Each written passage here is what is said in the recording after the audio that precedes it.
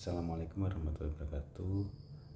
Salam sejahtera untuk kita semua. Perkenalkan, nama saya Mahendra Wisnuwardana. Saya mahasiswa BINUS dari jurusan Bisnis Manajemen. Pada video kali ini saya akan memaparkan mengenai apa yang saya pahami setelah mempelajari di mata kuliah Human Resources, yaitu mengenai peran sumber daya manusia sebagai aset perusahaan. Sumber daya manusia merupakan aset utama dalam sebuah perusahaan yang menentukan keberlanjutan dan kesuksesan bisnis.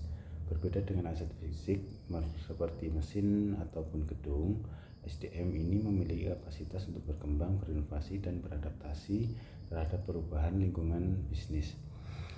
Dalam konteks modern, perusahaan semakin menyadari bahwa perubahan lingkungan bisnis ini atau investasi dalam pengelolaan SDM dapat meningkatkan produktivitas, efisiensi, dan daya saing.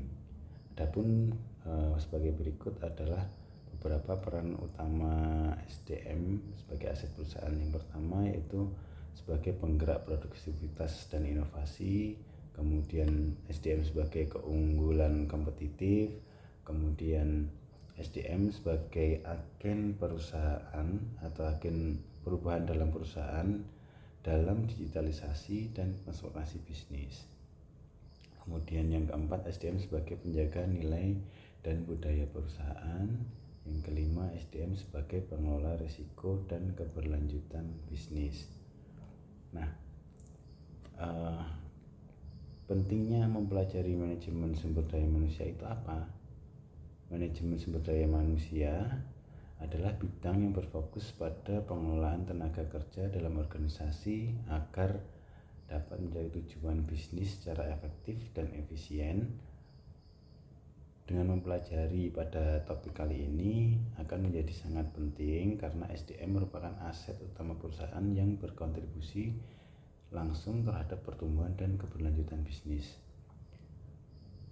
Beberapa alasan utama mengapa mempelajari manajemen SDM sangat penting, antara lain adalah yang pertama, untuk meningkatkan efektivitas dan produktivitas karyawan.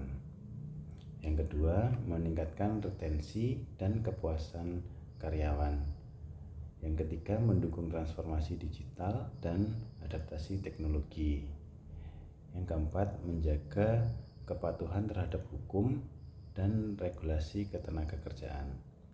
Yang kelima, menciptakan keunggulan kompetitif melalui SDM. Yang keenam, menanggapi tantangan globalisasi dan dinamika pasar kerja. Nah, jadi keenam alasan tersebutlah yang menjadikan mengapa mempelajari manajemen SDM ini sangatlah penting bagi kita yang nantinya akan menjadi pemimpin di perusahaan.